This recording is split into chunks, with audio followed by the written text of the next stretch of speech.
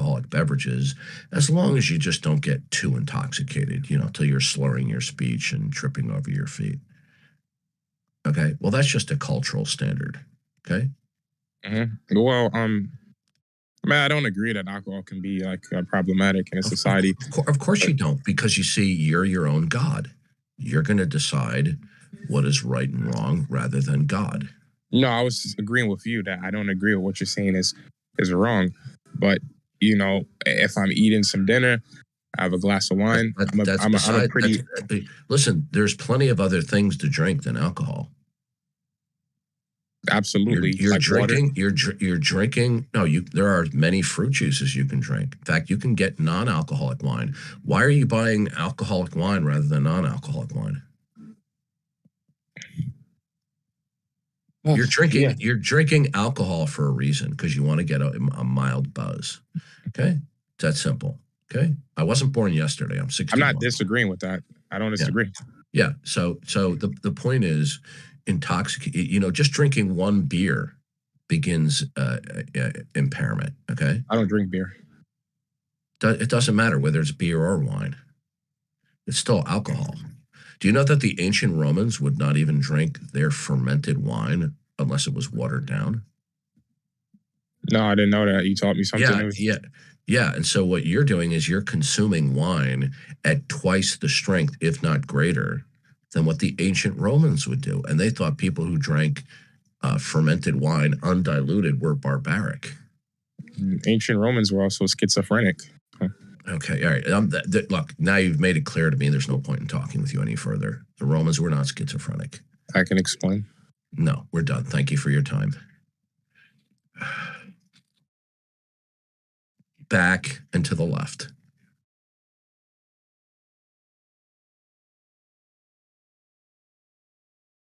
Hello. People love their drugs and alcohol.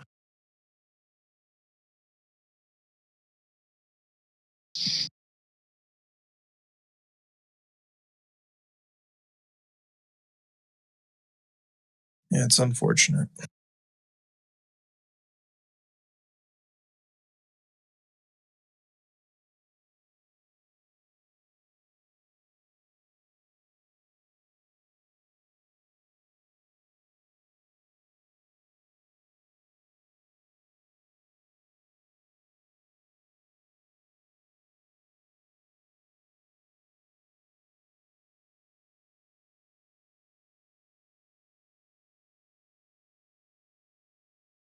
Full room tonight, eh? Yeah, I guess so.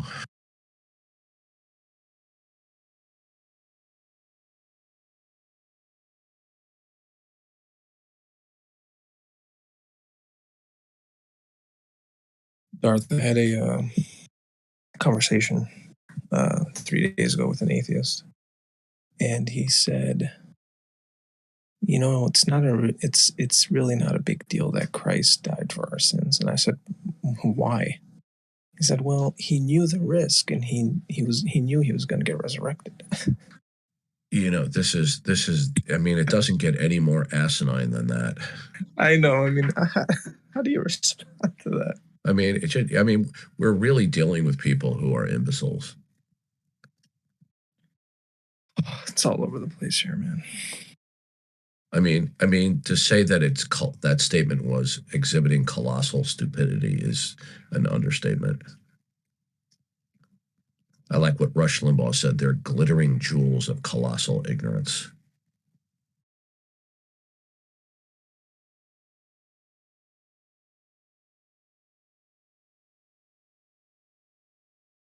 Yeah, it's just, you study and you do your theology, you perfect it, and then you come across questions like that.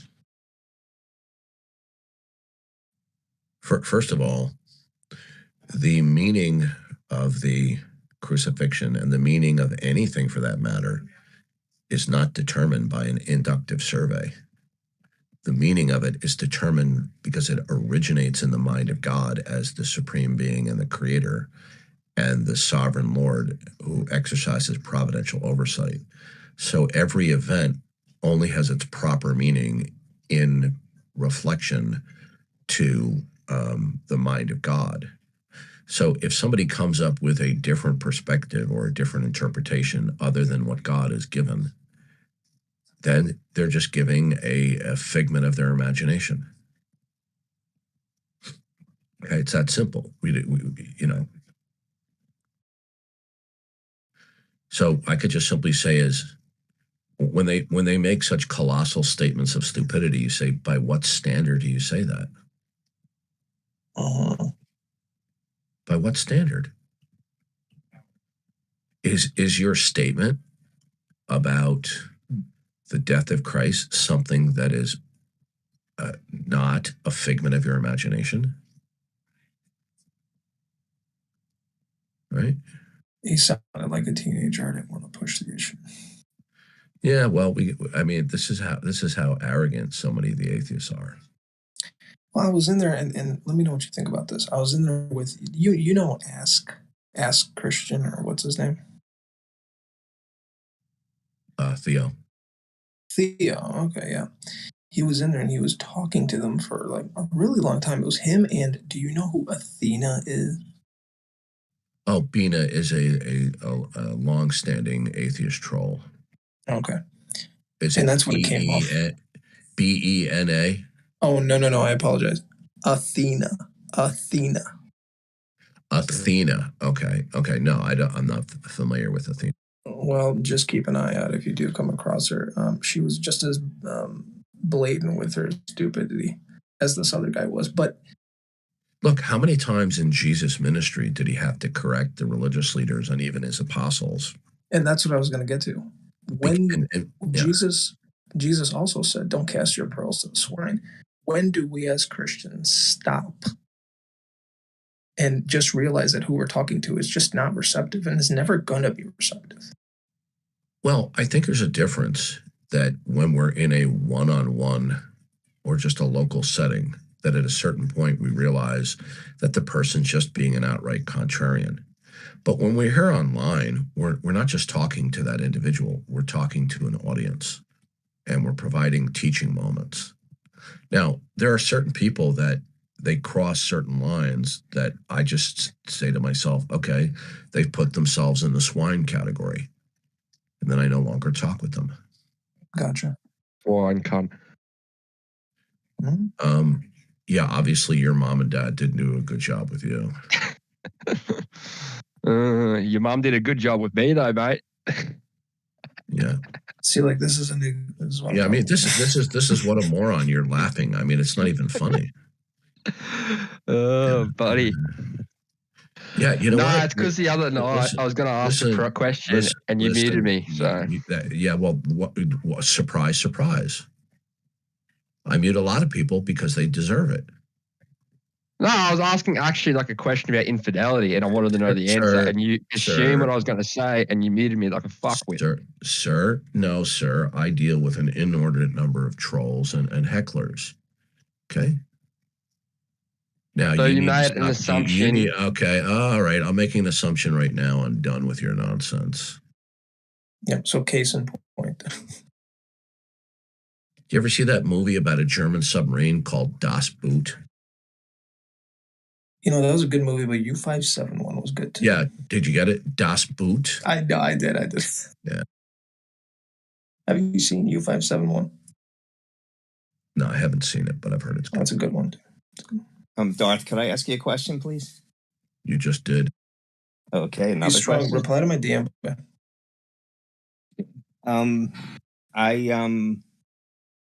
I was wondering why the ultimate would have to be eternal, especially knowing that you don't believe in an infinite regression. Because it's by definition that the ultimate would have to be eternal, because by definition the ultimate is the ground of all being, and it would not be contingent or begin to exist. So how does that correlate to you not believing in an infinite regression, though? Well, first of all, the idea of traversing an infinite regress is not coherent. number two, there's a problem with that, which I've already explained to you on a number of occasions, which you refuse to listen to, is that makes all events of a second order. If all events are of a second order, there's no first order event in order for second order events to arrive at. So when theists speak of no infinite regression, listen to me. Do you think I came up with that rationale myself? I got that from Brant Bosserman, who is a PhD in theology and philosophy. Okay. He pointed out that in order for there to be a second order event, there must be a first order event. So okay. I just want to address. So and you're just ignoring what I'm saying as usual. No, I don't care who you got it from. I don't care. I'm just trying to explain. Wow, you're just going to be a whining little argumentative little teenager again. No, I'm trying to explain to you. Okay, that if all events are second order, then there can't be a first order event in order for a second order event to arise. So it's incoherent. Well, infinite, there wouldn't be a first or a second. You're not. You see, look. You're not. See, this is why you and I should stop talking. You're intellectually ill-equipped. Okay, you just ignore what you don't like or want to believe. I'm trying to explain to you. Okay, if we have people standing in line at the movie, anybody who is after the first person in line, the second, the third, the fourth, the fifth, these are all second order states. Okay, it doesn't matter whether you're ninth in line. Okay, it's whatever comes after the first order. Okay, will be of a second order. Okay, do you understand that? Yeah, I understand that. My position is that there's not a first. I'm trying to. Okay, yeah, you're just too committed to your own stupidity. So there's just no point in talking with you. Well, can I just explain? I'm trying to explain it to you. Okay, you asked me the question. I'm tired. You just won't stop. You're done. Oh my gosh. You're done. Okay, he just won't stop. I deal with little children. Okay, and people say I'm not patient. If we have 10 people in line to buy tickets at the movie theater, okay, or if we just have 2 or 3 people in line, okay. Now, in order to be second in line, there has to be somebody first in line. Okay. Everybody understand that? Uh-huh. You can't be second in line unless there's somebody first in line. Right? Now, when we talk about second order things, what we're talking about are states of affairs or events that do not qualify as first order events, that are subsequent to first order events, which we call second order events. Okay? So whatever comes after the first order is of a second order, whether you're third, fourth, fifth. Okay? Now, if all events are of a second order and there's no first order event, then there can't be any second order. The love of the game. This requires a higher level of intellectual evaluation, but he doesn't have that ability to do that. Well, we got to get past the understanding of the first law first, and then because I think strong. That's one of his hang-ups, I would call it. Darth, I got a question. How do we make Christianity an obligation? We just recapitulate what God has revealed. Understood.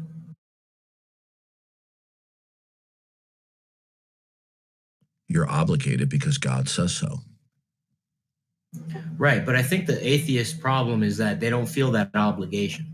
Well, then the atheist is claiming to make evaluations and come to conclusions based upon autonomous reasoning. Okay? So they're like robots. So when I say, Well, hold on a second. No, I don't mean they're robots. I'll explain what I mean. So when you ask the question, how can we get across that we're obligated? And I say, because God says so. Well, that's based upon the idea that the mind of God is autonomous and we are not. Our minds are dependent. Our minds are derivative. And our minds must conform and cohere to the mind of God. The mind of God is paramount. Ours is not. Okay? The mind of God is the gold standard. Ours is not. Okay? So when an atheist says, well, I don't accept that. So when we recapitulate what God has said, directly or indirectly, all right, or we can express what God has revealed in philosophical terms without, quoting Bible verses. So when they reject that, automatically they're operating under the principle of what is called autonomous reason. Autonomous reason is reasoning that exists, it operates, but it does not derive, nor does it depend upon the mind of God. So the moment they say they don't accept that, or they verbalize a disagreement, they are claiming that their mind is autonomous, their reason is autonomous, okay? Now, this isn't controversial, nor is it debatable. So the moment they realize, and the audience realize, that they're claiming autonomous reason, then the question is, by what standard do they claim their mind is autonomous? So what is it other than God is the original source and basis? They would say science. No, well, that would be, well, are we talking to 12-year-olds? We might be. I don't know. I'm just trying to better equip. If they give an answer like that, then we're dealing with 12-year-old minds. Okay. Got it. Science cannot even explain itself. Science cannot use the scientific method to establish that science is true. It's really interesting. I like that. Science couldn't even tell you that it's wrong to kidnap little children. Exactly. It's the qualitative nature of existence that science fails to achieve. So atheists have all these false beliefs that they're so accustomed and comfortable with that when we bring up points that are contraindicators, they get uncomfortable and they don't like it. So the point is this: in order for their mind to be autonomous, either their mind must be eternal and not being dependent upon the eternal one, God, or their mind must derive from something else that is eternal, that is chronologically the source, but there also must be a contemporary basis as to what makes the human mind what it is. So in the Christian worldview, the Christian mind is what it is structurally and functionally is because what God has created it to be. So God has created us to be creaturely minds. God did not create autonomous minds. In fact, that would be a metaphysical impossibility because only God can be an autonomous mind. So when the unbeliever is claiming, whether they realize it or not, to exercise autonomous reasoning, this is an unjustifiable and indefensible proposition. Would you say that that kind of mindset would come from like a Satan-like entity to be autonomous? Well, it comes down to the original notion of Satan himself, where he said, I will be like the Most High. I will sit on the throne of the Most High. Satan decided to exercise autonomous reasoning. In the Garden of Eden, the eating of the fruit was the exercise of autonomous reasoning. Adam and Eve were granted the ability to exercise reason, but in submission to the mind and the will and the revelation of God. Man was never created to exercise his reasoning autonomously.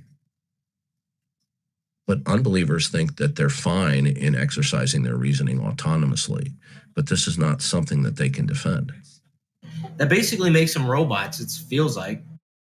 No, it's actually worse. It's worse than that because even granting them that would mean that they were in a universe where there was one concrete thing that was controlling all cascading events of determinism. But you see, for the unbeliever, there is no singular, concrete, identifiable ultimate that dictates and purposes what is, can be, and cannot be. So there's no identifiable fundamental reason what anything is. So you're including saying the without human mind. God, they are lost. Without God, they're in an utterly absurd state. Got it. But they don't realize that they're in an absurd state because they're operating off of borrowed capital.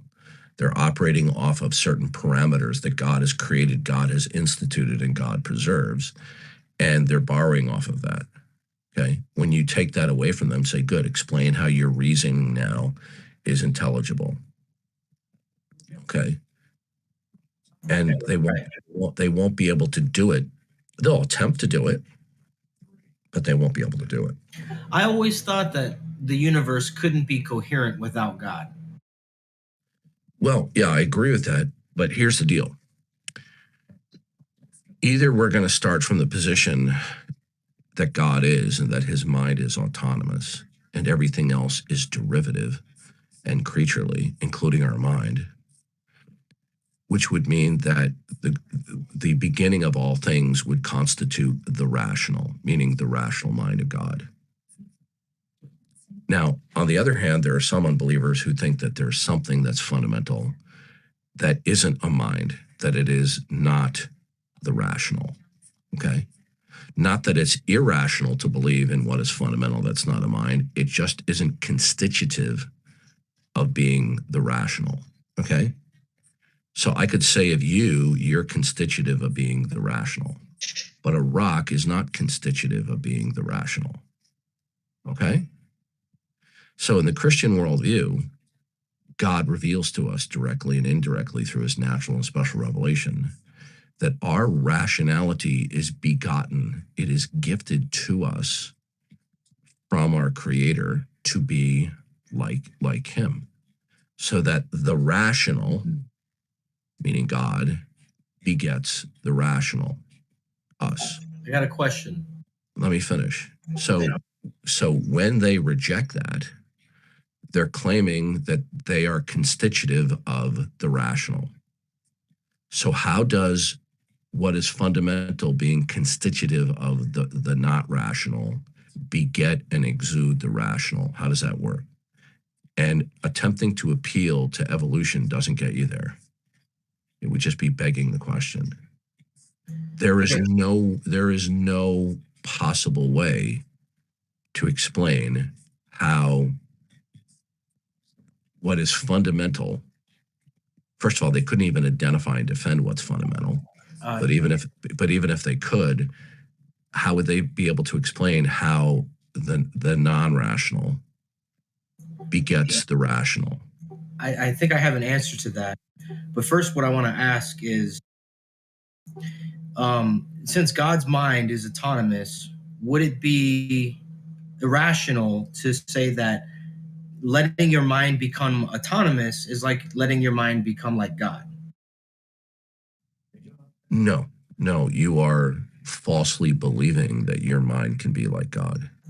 Okay. It's just like a little child who wrestles with their father and pins the father on the floor, and the child thinks that they beat daddy in wrestling. Darth Dawkins, I have a question. Why do you accuse others of exactly what you do? Yeah, I don't have very much patience for people who are being cryptic and accusatory.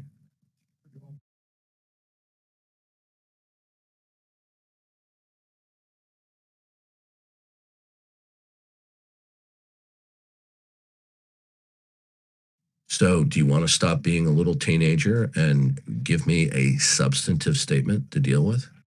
That was substantive. Strike 2. To get 3 strikes, you're out. Did those radio shows hurt you? Strike 3, you're done. You know, I gotta ask, Darth, is this how it usually is for you? It's like I've listened to a couple of these, it's extremely common.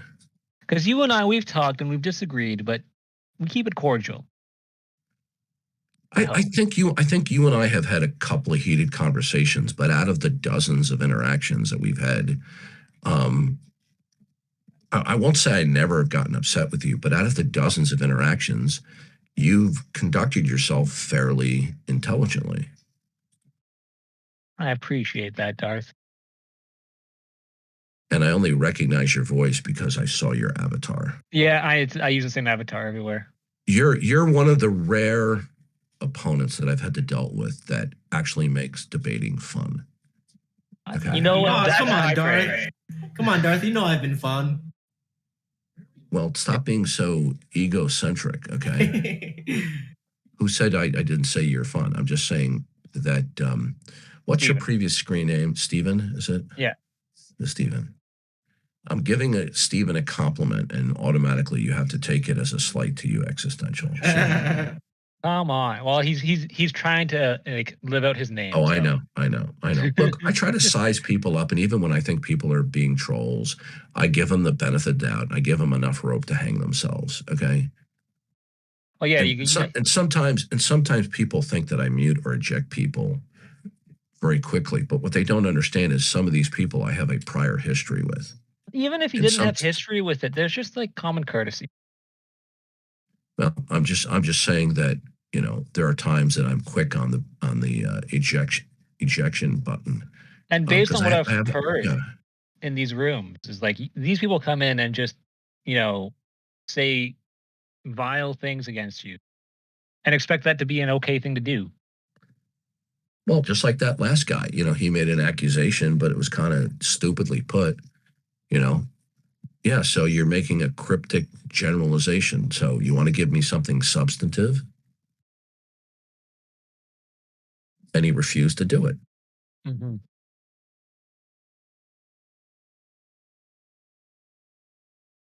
I'm trying to remember what the question I actually wanted to ask you was now, and I'm just not finding. Just to warn you, there is a section of atheists that believe that their mind is greater than God. So just to let you know about that. Well, they're just lying. They're not. No, they're not. That's like lying. Contradicts itself in the sentence. Well, I mean, like they think that they have to be God in their mind in order to justify their existence. Look, we're dealing with a lot of intellectual nincompoops. Okay. That is one of those claims that I make that Darth doesn't like. That I know I exist without referencing God. That's the claim you're referencing existential. Right. But yeah, I demonstrated to you that you're saying I know I exist without reference to God. Well, how do you know that? How do I know that your current self-consciousness does not and cannot stand in causal relations to God? How do you know that? Oh, okay. How I know that is based off of my experience. No, that's a non-informative response. So how does any of your collective experience show you that your self-consciousness cannot and does not in any stretch of the imagination stand in causal relations to God? I don't say does not, just to be clear. Yeah, you did. You said, I know my consciousness exists without God. I heard you say that. Okay, that's fair. I see how you're pulling busted. I'm not claiming God cannot exist, though. I'm just claiming I don't know of his existence. No. If you do not affirm God, I still deny he exists. I agree. Okay, once you reach a certain level of neurological development, like in childhood, and the idea comes up about God, that there's one thing that keeps everything in existence, okay? And one will decide, you know, that's either going to be a mind or not a mind. Once that enters into your consciousness, it's not something that you can eradicate or ever banish. So if you choose from there on out not to positively affirm it, that constitutes the denial. So I'm denying God existing, but that's not saying he cannot exist, right? No. I don't know all things. No. listen, the claim sometimes people will claim I don't know as a diversionary response rather than to admit the truth. Do you, excuse me, I'm about to sneeze. Bless you. Well, I've been sick for 4 days, so. What have you got? Because I just had the stomach flu and it was terrible. If you need to sneeze, look directly into a light. That'll trigger your sneeze response. I have a super nasty head cold, so much so that even after I took one Sudafed every 4 hours, it did nothing. Can you track it back to where you got it, or who you got it from? I don't know. If I could, I'd send you some Buckley's, Darth, but I don't think they let you do that. I commiserate with you. About 16, 17 years ago, my whole family and we got a stomach bug that was, from hell. Oh my gosh. I was in bed for 3 days and felt like somebody felt like somebody was kicking me in the stomach for 3 days. Actually, one day was worse than the other two, but I'm sorry about saying that stuff yesterday. I don't even remember. I remember this one time I was so sick that it was similar to what Darth just described, but instead of my stomach, it was like it made me had these awful dreams that like it felt like even if I died, it would still be hellish, right? Yeah. Isn't that amazing? When you're sick, you do have weird dreams that are a lot weirder. Everything gets a bit foggy and gray. It's all terrible. But I will tell you this. Do you feel like you're in hell? It kind of did, because it's like it didn't feel like going to sleep was a respite. It didn't feel like dreaming was a respite, and like nothing was a respite. It was just like constant. Did you feel like you were burning? No. It was like you had the fever. It was like I imagined it was basically these German guys. Okay, this is just one example, but these German guys. It's gonna sound a bit silly, but it was actually terrifying. Let's just wrap this up quickly so we can get back on topic. Basically, these German guys trapped me into like a dimensional maze where I couldn't escape from the woods, and then like it was kind of like a metaphor for how I was feeling, basically. That's it. Okay, so where were we? Okay, we were running down the knowledge of God and whether or not my claim of knowledge is a claim of non-existence. Right. Okay, so the choice to not affirm God constitutes a de facto denial, even if one claims that they're an agnostic. I don't claim agnosticism, to be clear. Okay. I guess on some definitions, like atheist agnostic can mean different things, but no, I don't like playing in that sandbox. Agnostics are atheists who are just cowards. And in fact, many atheists, agnostics are atheists. Well, Madeline Murray O'Hare, who has no balls over there. Madeline Murray O'Hare, probably the most famous atheist in United States history, who founded American Atheists, categorically stood on that issue. And I'll tell you why. Okay. The agnostic knows that they refuse to affirm God. But they want to claim that they're suspending judgment. But they're not suspending judgment because they've already decided that they can get along fine in invoking facts without referencing the necessity of God. Okay? So agnosticism is an indirect denial of God. Okay. You can't actually suspend judgment about God because you can't suspend judgment about the nature of facts.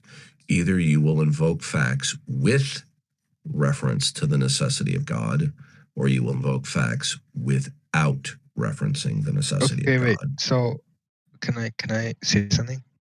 Yeah. Okay, so I was in the voice chat like yesterday, and you were just like saying stuff, and like it kind of made sense. But then how do you like say that other people are wrong, but how do we prove that you aren't? Like, how do we know that your worldview is the correct one? Okay, well, that's a bit of a change of topic, but since it's related, no, it's okay. No, go ahead. Go ahead. So, but we'll address it. Okay, I'll give you the short answer, and then later on we can go into it and break it down and unpack it further. We can know the Christian worldview is true based upon its elementary attribute set, that attribute set is exclusive. No other worldview can have it. And number two, its attribute set is indispensable for everything, including human reason, truth, and intelligibility. That's how you can know it's true.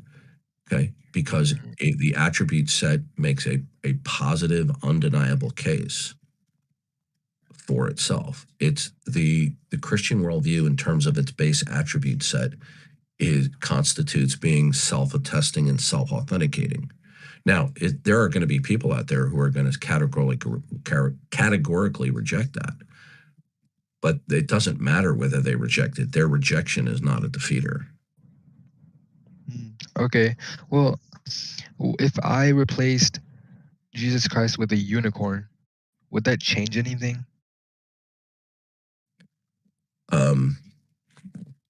A unicorn. Hold on. What is even the argument there? I don't. Yeah. This is typical, unbelief. Like, what if I replaced him with the flying spaghetti monster? Okay. At least the spaghetti monster is like a religious idea. No, a unicorn would be you'll have to forgive me, I'm being very slow and methodical because I'm sick. A unicorn is something that is limited by time and space. A unicorn is a contingent being. Jesus, in his divine attributes, doesn't have such limitations. So a unicorn is contingent upon time and space, matter and energy. Okay, so such a thing cannot be eternal and ultimate.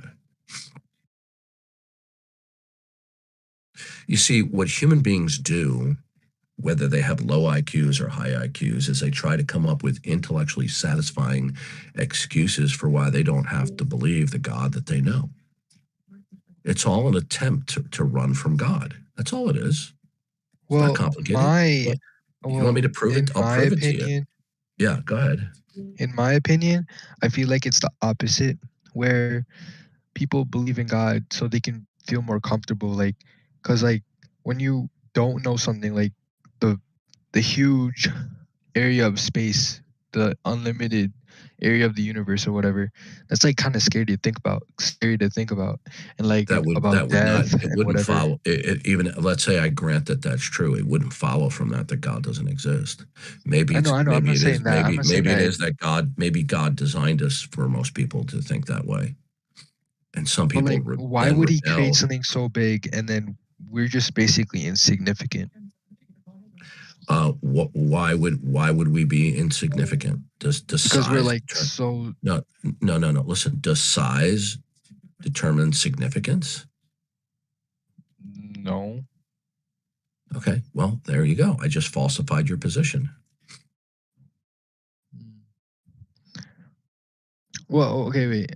I don't know if this is like a really big change, but like, what about those people? Like, let's say you're in like a tribe. And okay, you can stop. You can stop. Oh. Now, I've heard this hundreds and hundreds and hundreds of times. Okay. Oh. Okay. Yeah. So the answer is this. Ever since the beginning of the creation of the world, God's eternalness, his eternal powers and attributes have been clearly seen through what has been made, so that men are without a defense. It says they turned and worshiped the creation and the creatures. Okay? So some of these remote people decide they don't want to acknowledge God. Just like we're having a transition in Western culture where people predominantly believed in God over the last several hundred years. But within the last 100 years or so, there's been an increasing number of people that are abandoning their God belief. But that's not what my question was. Yeah, you're talking about these remote people. Well, the fact of the matter is they know it's God. It's not that they're not accepting. It's just they don't even know about it. because people learn about So learn where about did you? religion. Okay, so how did you come to know that that's true? Because you can usually tell, and I'm pretty sure there's sources out there, but yeah. The sources out there, huh? Yeah.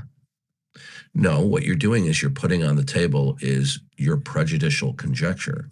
It's what you believe. It's what you want to believe.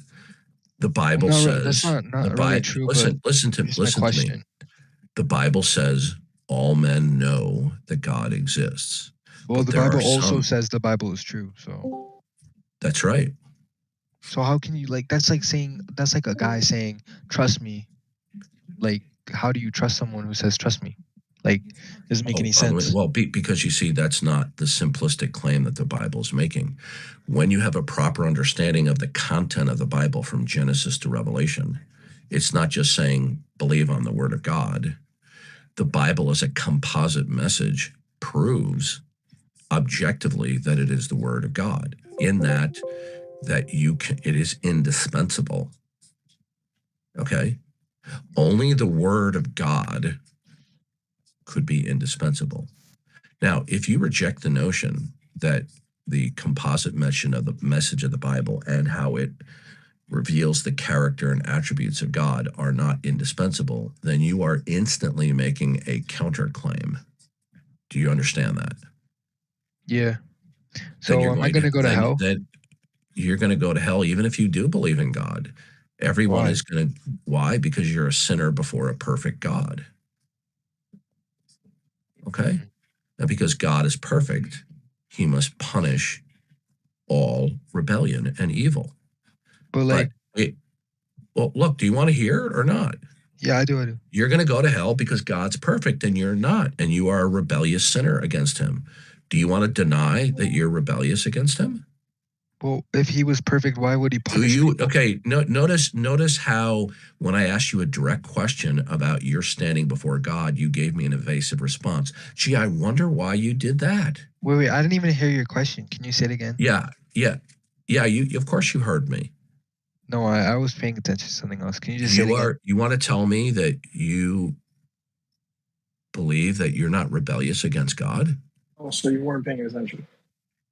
Rebellious against God. Wait, I don't get that. Well, the Bible makes it very clear that everybody knows God's existence, and the denial of God's existence is impossible. You couldn't do it.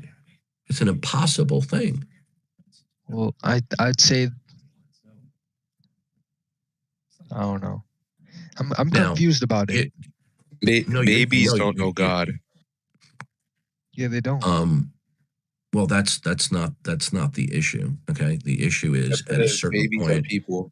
Okay, let me finish. Okay. Yeah, you learn about God. So what if someone didn't teach you? Okay, sir. The fact that we learn about God is God. Excuse me, God ordained. Okay. Now, or what? The fact. What does that mean? The what fact do you mean that God ordained? Yeah, if you keep on over talking, I'm going to mute and kick you. Okay. I don't mind your opposition, but I do mind being constantly interrupted. Okay. So when we say everyone knows God, we're not saying that the moment an infant comes out of the birth canal, that it is cognitively aware that God exists. But at a certain point of neurological Are babies not people? Okay, sir, listen to me. You're splitting hairs. It's a yes or no question. This is like a debate. I think it should be okay to listen. Can you hold on? All right. Okay. I asked you to stop interrupting me. Okay. Now you violated my rule. I asked you to stop interrupting me. Wait. What rule? You never mentioned a rule. I asked him to stop interrupting me. I know, but like I thought this was like a debate. Like, are you? I think this should be like normal to just like interrupt. Okay, listen to me. Yeah, but you're interrupting me. Okay, have a nice day, little boy. Okay, you're done. Okay. We were somewhere, Darth. I've lost the thread. Yeah, I just got to get a drink. I'll be right back. You were talking about entailment, I believe. I think so, yeah. Which is something that I've questioned before is how does someone know that you have to invoke facts in reference to God or invoke facts not in reference to God? How do That's you sort know of where we're that? going, yeah. So that was the thread, I believe. You're kind of going towards the recent like dismissing induction. Well, we're talking about human beings that have reached a certain level of neurological development that they come to know that God is, okay, but then they can choose to sustain that or they can choose to suppress it, but it's not something that can be eradicated, okay? So, for example, God is the only thing within the category of ultimate by which we could know that it is God, because only God being God could have the attributes set in order to make us know that he is and that he is the eternal one, the ultimate. If somebody wants to contemplate something other that is the eternal or ultimate, such a thing can never be instantiated. Based upon what? The answer is nothing. There's no way. If we apply the same standards that people apply of unbelief toward God to a not God world, the not God world fails every time by that criterion. So whether or not anyone accepts what I'm saying is besides the point. I really don't care whether somebody accepts it or not. I am going to be loyal to and recapitulate what God has revealed, regardless of listeners who are bent on disagreeing. Okay? Like the apostles of old. Yeah. So yeah, you've got your things you believe, and you're not going to let someone else come here and say that you're just wrong. No. People are free to come in and debate the issue. Well, that's what I'm doing. Yeah, that's fine. But I don't welcome when people are disruptive. Okay. I mean, disagreement and somebody coming in here and say, Darth, I think you're full of hot air. I think you're wrong. Okay, let's talk about it. Well, you're full of snot, but hey. Okay, all right. Well, that too. Well, it's like winter right now. Everybody's kind of full of snot. But even snot has a useful purpose, you know. Look how many jobs. Isn't it like a defense mechanism in your body? Yes. Have congestion built up like that and shit? Yep. Yeah. Like I think it's because of dehydration or something, isn't it? Like you don't have enough water in your system, so you it's just body spewing out. No, it's just your body's. Maybe I'm off. It's your body's defense reaction to an incursion. Yeah, or like invaders through those openings of your body. Like it's kind of like when you see those presidential press conferences where Joe Biden is rubbing the shoulders and smelling and sniffing the hair of little children that they get all irritable. No. It's a defense mechanism. It's bad PTSD. You mean where they call to show you, listen, not to get off topic, but to show you the utter evil of the people that are in the White House today. I mean, pure evil, that they trade a Russian arms dealer warlord who was responsible for the deaths of many people for some pot-smoking, America-hating female basketball player rather than a United States Marine veteran. I mean, it doesn't get any more evil than that. Didn't they get the family's approval before they did it? It doesn't make it more okay, but better than nothing.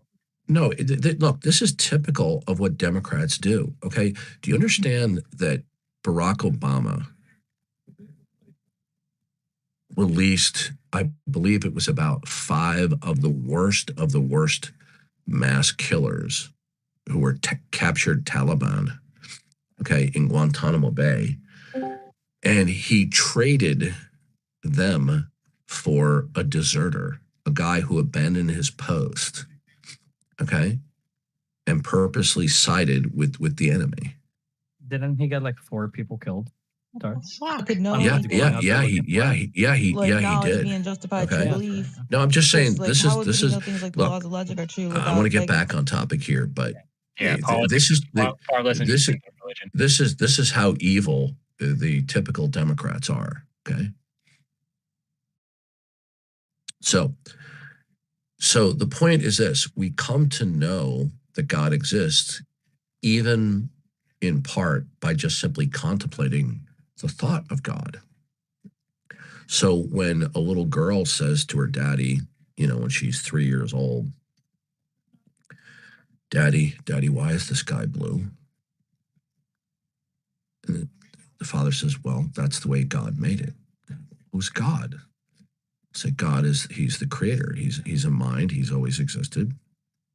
And he's the reason why anything exists. Well, that child has come to know that God exists from God's point of view. Now, the atheist will say, no, she's just come to believe it. Now, the reason why she comes to know it is because all of the world indicates God in an undeniable way, that the denial thereof is indefensible. Okay? So, yeah, go ahead. Well, I get what you're saying. Like, if God's real and he wants us to know he exists, and then you know of his existence, that can't then be removed. There's a bit of logic there. I just don't think the predicates follow. Once the thought is placed in your mind when you're old enough, let's say when you're 3 years old or 4 years old, okay? This is not something that the human mind can eradicate, nor can the human mind provide a rationale that ameliorates this. It can't be, it's impossible. Okay? So the only thing that the person is left to do is to either on a daily basis recognize that we're creatures of God, or they will continue to ignore that and suppress it on a daily basis. And hence we have agnosticism, atheism, and then we have other world religions that do not acknowledge the one true God. These are all different variants of suppressing the truth and unrighteousness.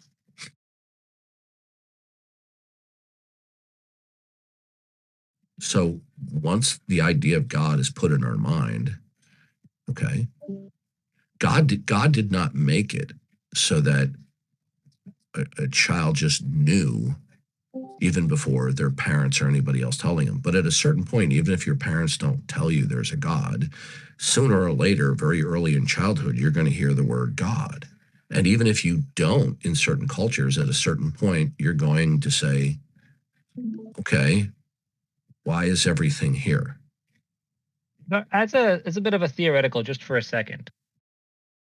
If God didn't want us to know he existed, would we still know? No. Okay. You couldn't.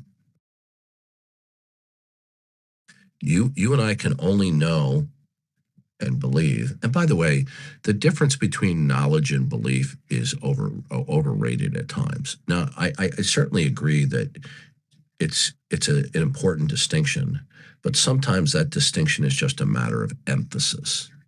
So since none of us claim to be omniscient, then what we classify as knowledge are just simply belief states for which we have greater warrant or justification in our thinking rather than lesser. Okay? Because rarely do people have belief states where they have no warrant whatsoever. I mean, this is extremely rare. Yeah.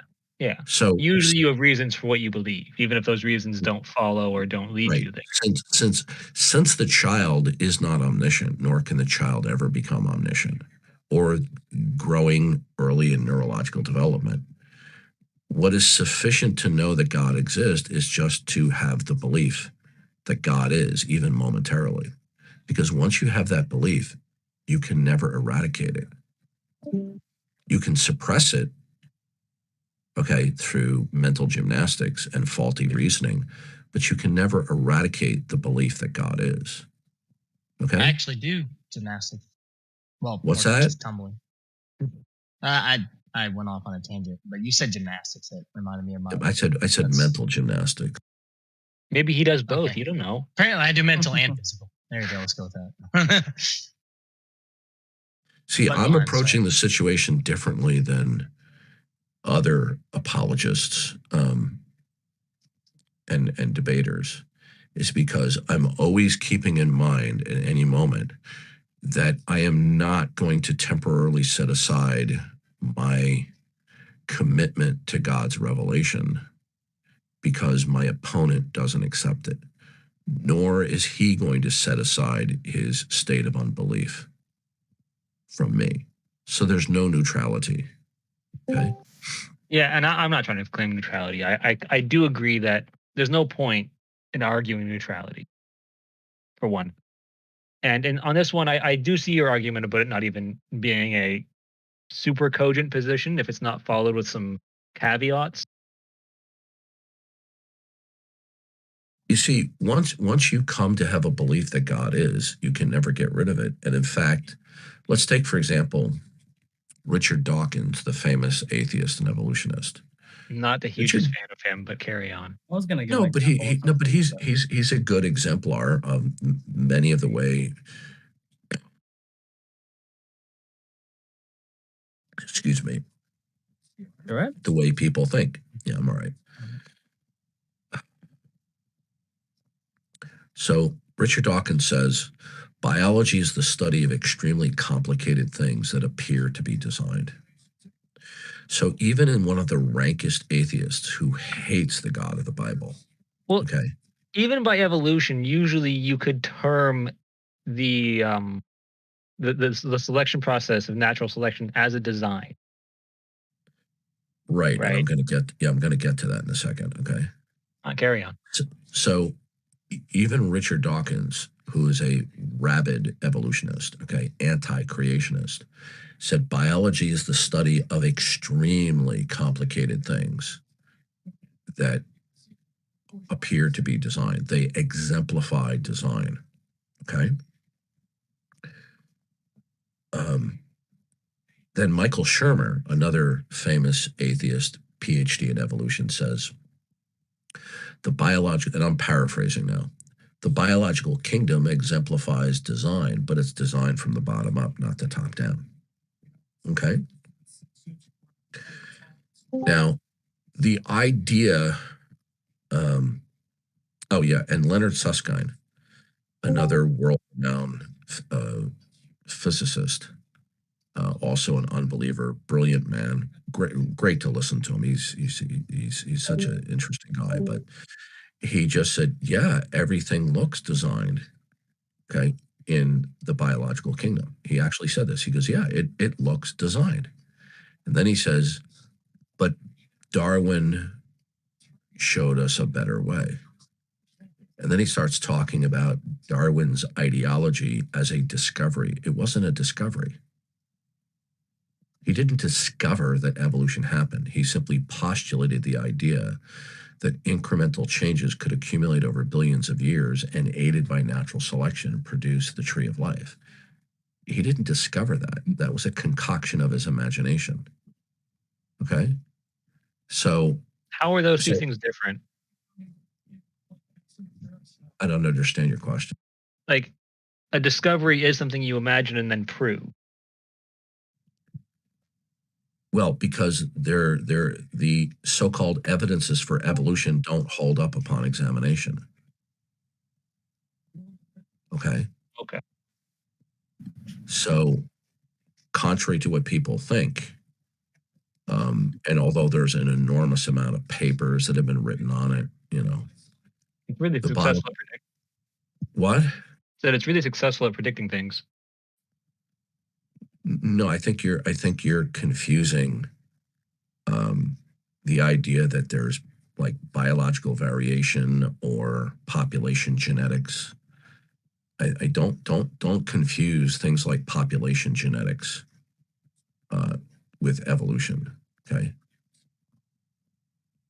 So the idea that random mutations can build the genome of the animal kingdom, how does that predict something of significance? Because if you're just simply talking about minor change in reproduction, producing a change in the phenotype, well, so what? I mean, it's perfectly consistent with creationism and intelligent design. Oh yeah, I think they can coexist as well. I don't think they either one. Evolution is compatible with creationism. Hold on, just hold that thought for a second, Elliot.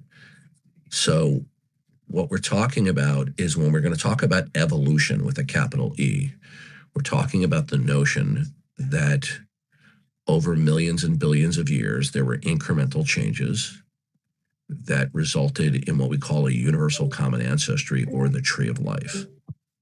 Now, sometimes people will equivocate on the word evolution to mean that, and other times they'll just use it to mean a change in allele frequencies, which are genes, okay?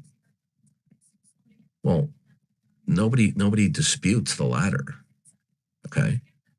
So we have to be careful when we talk about evolution. We're not just talking about mere biological variation within the genome and reproduction, resulting in different phenotypical changes, which may or may not provide for survivability in a given environment. Okay, so go ahead, Elliot. No, I think that what you just said right there answered my question. Okay. It's just because you said something and I interpreted it as you saying evolution is compatible with creationism. But you just qualified that by saying that there's a definition of evolution that is compatible, which is not what's standardly accepted. Yeah, well, evolutionists typically will equivocate on the meaning of evolution. Yeah, that's what I meant by answering my question. Exactly. Yeah. So we're talking about where there are incremental changes aided by natural selection, yielding what is known as the tree of life. Okay, that's not compatible with creationism. Now, some versions of intelligent design it's compatible with, and others it's not. But try to get back to the topic. If people want to continue talking about evolution, we can do that. But I had an unrelated question, but I don't know if you want to get off topic. Oh, that's okay. Go ahead. Well, you guys are talking about evolution right now. Is it fine, really? What we're talking about is I brought up the issue about what certain atheists like Richard Dawkins, Michael Shermer, and Leonard Susskind, where they acknowledge that the complexity and diversity of the biological kingdom on Earth clearly exemplifies design. This is an indisputable fact. But they decided that they prefer that simply incremental changes that are seemingly fortuitous over time is the creator rather than God himself. I see. But what they let out of the cat of the bag is they acknowledge that everything appears to be designed. So even, some guy with a bow and arrow and a spear in the Amazonian jungle, or the president of the National Academy of Sciences, everywhere we turn, we're looking at design. Okay? I see. Now, we will either decide that we will attribute that everything originates with the mind, the purpose, and the plan of God, and hence everything is what it is in its inception, and it remains as it is at the moment and continues to be so because it's being preserved and sustained by the mind and the purpose and plan of God. Now, there are people out there who choose, for whatever their rationale, yes, not to want to retain that. And so what they do is precisely what Romans 1 says. They turn and they worship the creation, the creature. Yeah, I see. Okay. So could I ask my question now, sir? Yeah. Well, yeah, I don't know if you know about this channel, but I was looking on YouTube, watching a couple of your debates on Godless Girl's channel. I don't know if you know of her or not, but she has a pretty small channel. No, a lot of your debates on there. I've never heard of her. No, who is she? Oh, okay, perfect. Well, in your debates, I've seen that you ask these atheists that you talk to. And by the way, I'm not an atheist, but I've seen that you ask these atheists all the time in a sort of, funny tone. God does not exist because. But I was just wondering if I could ask you the verse. The God of the Bible exists because? The God of the Bible exists because he's revealed himself in creation and through human history through a variety of individuals, and he has preserved a infallible record of those interactions within the Christian scriptures, which are indisputable and undeniable. Okay, I see. So then I would have to ask you this question. Is revelation a causal sequence? Revelation is whatever God creates for us to come into contact with. Is creation a causal sequence? Of course. Yeah, exactly. So that means revelation would be a causal sequence. So the answer is yes. Yeah, sorry to cut you off. It was a kind of yes or no question, but you can go ahead and keep explaining if you want. So, for example, when you look at the moon on a cloud-free night, you are experiencing a revelation from God, whether you realize it or not. So the idea of God's revelation is a much broader one than most people realize. Now, whether or not anyone, if they disagree, okay, fine. But the biblical concept of revelation is not simply limited to God verbally speaking to a variety of people and then writing it down. Yeah, of course not. Of course not. Just looking at your fingernails. Just to test my understanding, based off what I watched, just before you give out the answer like a teacher, So you think that the entirety of creation, like towels, the world, the universe, all of it is the revelation in some sense, right? General revelation. Everything that we come into contact with that we have a correct appropriation from is a revelation. No, everything that we come into contact with is a revelation of God. Yeah, of course. That's what I mean by everything. Okay, sure. So, yeah, that's interesting. The only reason I would seem to disagree with that line of reasoning is because if you concede the point where I think we both agree that creation is a causal sequence of sorts, right? And you say that God exists because of this causal sequence conducted by God, it seems that God would have to first exist to conduct a causal sequence, unless you're taking it that something that doesn't exist can cause a causal sequence to occur and then reveal his existence through that. Yeah, but that seems incoherent. God is the metaphysical root of the causal principle. For sure.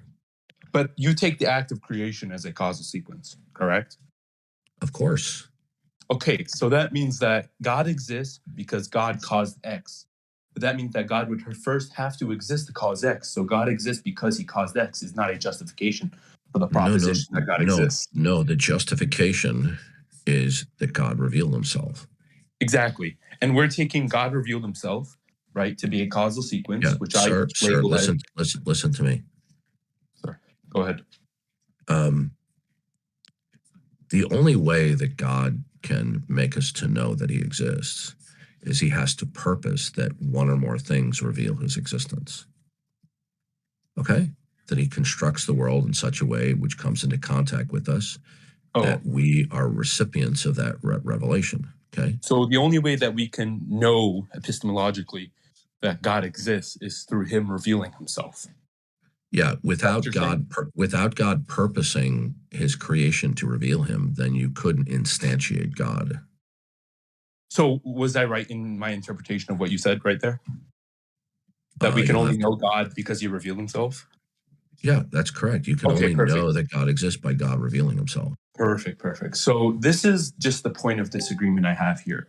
And if I'm ever being rude along the way, just let me know and I can tone it down. I'm just, just a little bit passionate about this topic. So we took the act of revelation to be an act of creation because you said that God creates these things and purposes them so that they reveal him, right? So I'm just putting revelation as a variable as God caused X, right? And then when I asked you for your justification as to why God exists, you said because God revealed himself.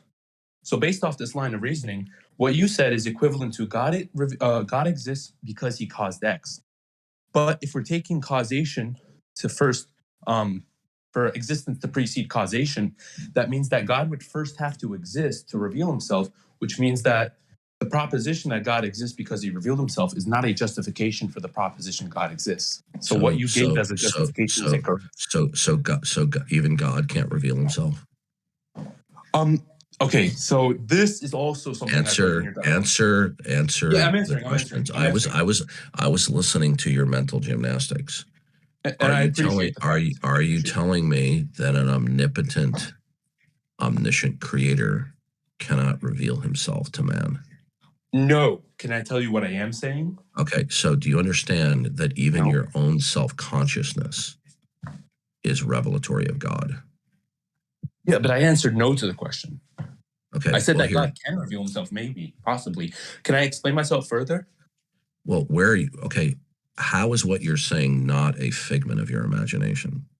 Okay, may I please explain my position on this without being interrupted? Can you please answer my question? I will answer that question. Sure. Okay. So how is what you're saying not a figment of your imagination? By what ultimate standard do you make those determinations?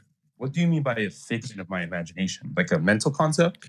Okay. When Christians speak forth truth in our world, something is only true within the Christian worldview because it originates in the mind of God, because God is the first knower, right? And it will be commensurate with the mind of God. So if I tell you right now it's true that I'm holding my cell phone in my hand, okay? You only know that because God revealed that to be true. No, because because whatever is, can be, and cannot be is instituted and secured by the mind of God. So truth, the ultimate standard, is that it conforms and originates in the mind of God, which is the ultimate standard. Is that the principium cognoscentium? No, that the principium cognoscentia, it would be that God is the root of all knowledge. Yeah, which is what we're saying here. Right. So the point is this. Now, is what you are telling me right now commensurate with the mind of God? I don't believe in God, so how can I answer that question? Oh, okay. So you don't believe in God. Okay. So not the God of the Bible. Okay. So but can which I just God? Explain my position on one of the prior points? I wasn't able to. Well, then, you already gave me your defense, and you have yet to answer. Yeah, there was just one point I couldn't explain. Yeah, you're now getting rude. Okay. Okay, sorry. Thank you for telling me that. Sorry, I'll mute myself. So I ask you to explain to me how your evaluation is not a figment of your imagination. What is and then I asked you, what do you mean by figment of my imagination? You didn't explain what that meant. It means that it has an ultimate grounding for it. Okay. So I ask you, is all of your evaluations or critique that you gave of my position, is your final standard the mind of God? And you said no. So in my view, no. In your view, yes. So okay. So in your view, then something is true. It can be true without originating from and being commensurate with the mind of God. So the mind of God is not the gold standard in order for something to be true. Yeah, that's just me saying I'm not a Christian. So if I say something that is commensurate with the mind of God in the Christian worldview, then by definition, it's not a figment of my imagination. On the other hand, when you tell me, may I finish, please? I'm sorry, Darth. Go ahead. Now, when you told me your critiquing of my position, I asked you, is that a figment of your imagination? And you said no. So, no, I didn't say that, Darth. I didn't say that. Is your evaluation that you gave Darth, I didn't say that. All right, okay, listen to me. Is your evaluation of what I was saying a figment of your imagination? I don't know what you mean by that term. You didn't define it. You don't know what a figment of somebody's imagination is? Not in this context, because it could just mean a mental concept. You're just dodging right now. You certainly know well.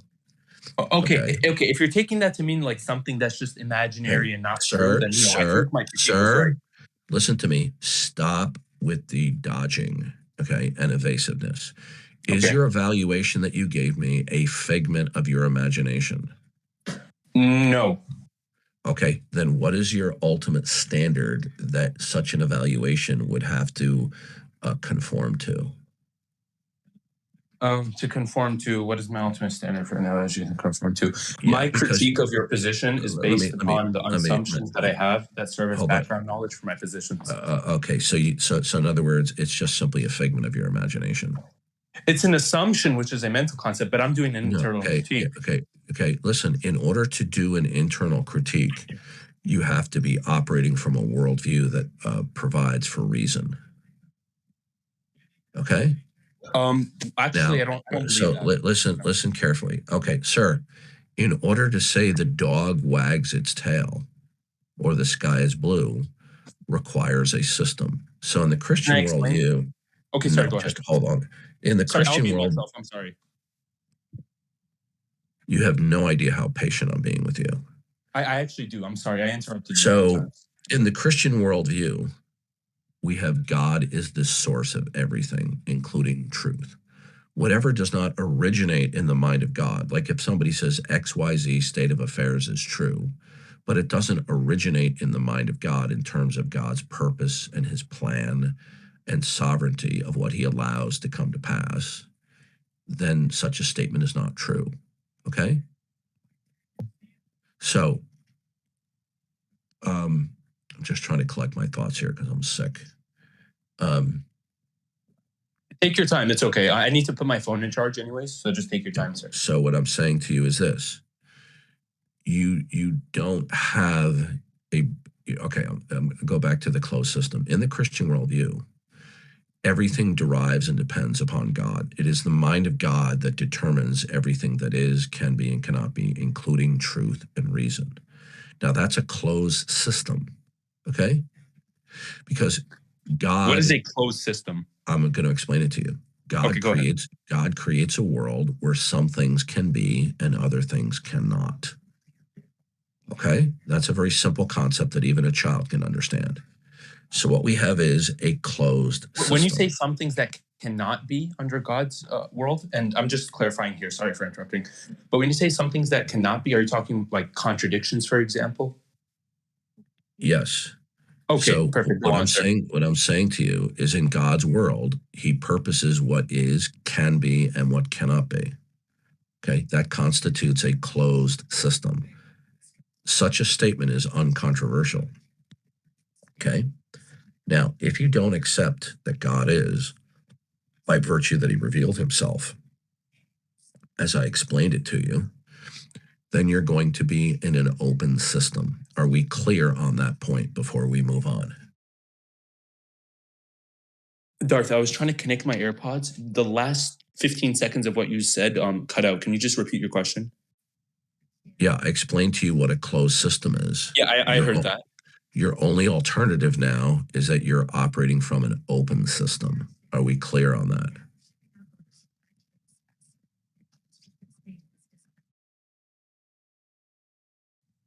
Hello? Is Darth probably messing with you guys? Is Darth cutting out for you guys too, or is it just no? me? He's not. No, it's not. Okay. Okay. My AirPods. Yeah. Is he talking right now? Are you in an open system? Is that a question? Okay. If you're defining an open system to be a system in which my propositions do not correspond to the eternal mind of God, then yes. Yeah. Okay, so you're in an open system. Well, the eternal mind of the Christian God. Yeah, go on. I didn't repeat. Sorry, could you hear me? Yeah, but speak slower. Okay. I said, if you're taking an open system to mean a system in which the propositions that I assert to be true do not correspond to the eternal mind of the Christian God, then no, obviously not. I'm not a Christian. Okay, so you're in an open system. So by that definition, yes. Right. So when you're in an open system, whatever you believe today could be falsified tomorrow. Okay? You understand that? I generally believe that to be true, other than some propositions. Okay. What proposition? Like that X can be A and A can be X simultaneously tomorrow. What ultimately exists that dictates any laws of thought? Oh, that's just an assumption in my background knowledge. Oh, okay. So then that's not necessarily true then. But you asked about beliefs. Elliot, so here's the bottom line is you have nothing absolute within your system because you're in an open system. Right? Okay. Oh, actually no, because I'm a theist. No, okay. What kind of theist are you? I'm not irreligious, but I am a theist. I believe that monotheistic God exists. Okay, you need to stop being cryptic with me. Which God do you believe in? I'm irreligious. I don't believe in a standard like Allah or Yahweh God. I just believe that a monotheistic entity exists. Okay, and that's it? Yes, like an omnipotent deity. Are there any other characteristics you'd like to share? Just the omni properties, stuff like that. Okay, and how do you know that this God is? It's just intuitive. So you don't know it. Well, knowledge is a subset of belief. So you don't know it, do you? What do you mean by no? Do you have a justificatory path for your belief states that God is? Yeah, my justification is my intuition, which I stated. That's not a justification. That's an appeal to mysticism. No, it's not a justification that would convince you. Sir. So you're telling me that you can know of God's existence apart from God's revelation? Yes. Okay, that's cockamamie. Okay, so in other words, if God will either decide to purpose to create a world so that he reveals himself, or he did not. Sure, but just one thing on this point. No, sir, please stop being impulsive. Now. Okay, I'm sorry. You're telling me you can know that God exists in spite of the fact that God chooses not to reveal that he exists. How is that defensible? Sure. How is that defensible? I don't defend it because it's intuitive to me. That's why I don't debate it. Well, good. Then you're just giving me an irrational, arbitrary statement. Well, it's irrational to you, sure. I don't. But this is the point I wanted to make about this. Sir, listen to me. Listen, being a motor mouth doesn't make you look good. Okay, and saying it's intuitive, isn't going to help you either. Okay, that's just what it is to me, Darth. Yeah. Okay. Well, the point is this: is that you are telling me that you can know something when your God purposed not to reveal himself. How can you know something against the will of God where God purposed that he would not reveal himself? And your response is, you say, my intuitions. Well, what if somebody has an intuition that God is not? Which intuition is true? Oh, to them, their intuition is true. To me, my intuition is true. That's how intuitions work. Okay, so that's cockamamie right there. Okay, so now I know what I'm dealing with. To sit there and say that it's true for me but not for you is just a cheap way of just saying I believe it. Okay, yeah, I do believe it. yeah. So what? And what's the basis that you believe it? Sorry for laughing, Darth. It's just I do believe it. My intuition. But can I just make one point? You're not going to rabbit trail here. Listen, I'm sorry. You're done. I've stuck a fork in you. You're done. You're cooked. Micro penis detected. Yes. Okay. Can I just make one point on this, Darth? No, you can't, because you see, you have no God to instantiate. Therefore, you're in an open system. Therefore, everything that you say is indistinguishable from a figment of your imagination. Now, would you like to correct me that whatever you say is distinguishable from a figment of your imagination? Yeah. Sure. I just want to make the point wait. Can I explain myself? Okay, all right. My patience is just about run out with you. Now, why don't you let me explain myself? How are you able to have the appropriation of truth in an open system? I already told you that it's based upon my background knowledge. Okay, no, you don't have any background knowledge. What do you I know? do in my system. It's the assumptions that I have. That's just arbitrary conjecture on your part. Oh, they're justified. They're true. Did God purpose that you know some things? Do you hold to JTB? Okay, basically, yeah. Did God purpose? Okay, then they are knowledge in my world. No, sir, no. Yes. You could have a putative justified knowledge that isn't actually actual. It could just be putative. So, well, it's not actual to you, of course not. Okay, listen. You think you're clever, but you're not. This is very sophistic. What I think is that you're dodging my original line of critique. I'm not dodging it. I'm simply pointing out that you're dodging, that you cannot explain He's how. parrying. He's parrying. Listen.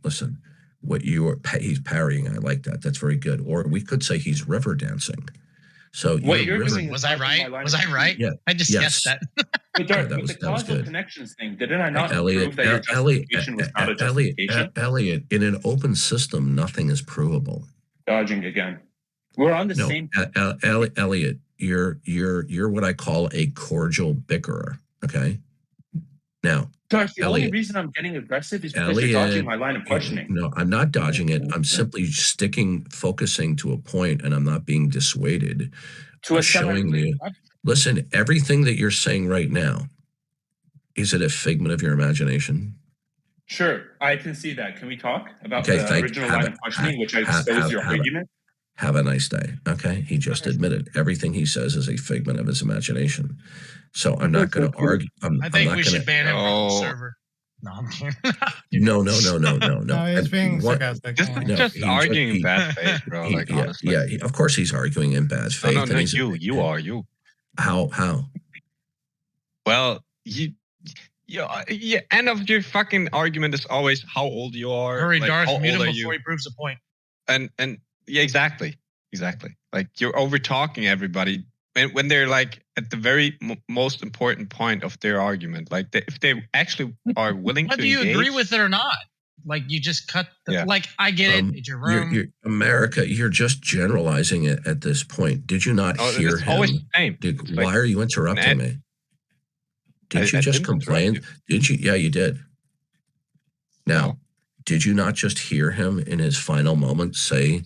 No, because he couldn't get a word out. That's the second time you interrupted me. Now, were you not complaining about that? It's I almost interrupt impossible people? that I'm not interrupting. Okay. Now, did you not hear him at the tail end saying that everything that he said is a figment of his imagination? Did you not hear him? You said that, not he. No. I asked him, and he agreed with the conceded. statement. He conceded. Probably fucking like pushed him into a corner where he had to say it. Like he couldn't say anything else. I didn't push him into a corner. Say what I say, or you're muted. It's like no, Terry, stop trolling. Okay. I'm not trying to troll. It's not a matter of say what I say or you're muted. I gave him a true dichotomy. Okay.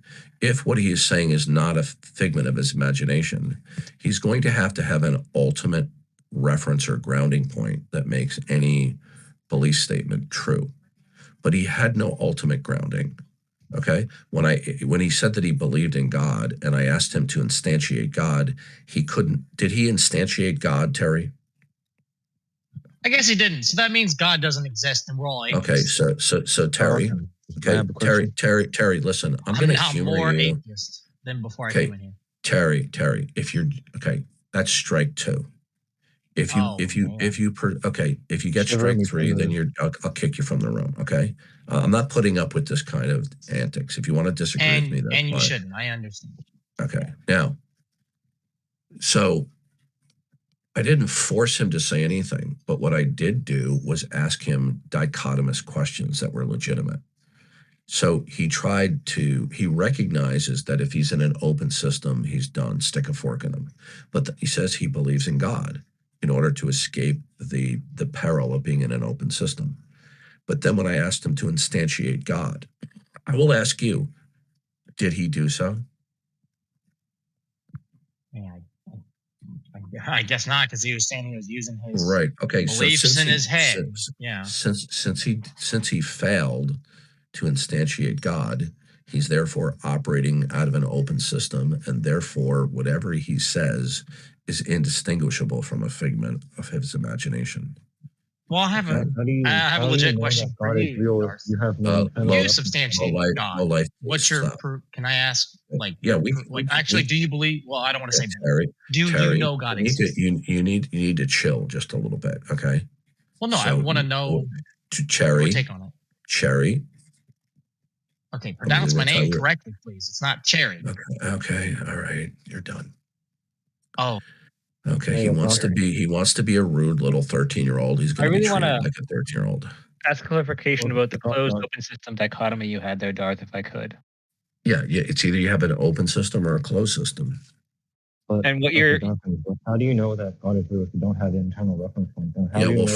First of all, fix your microphone. It sounds like you're talking through a wet washcloth.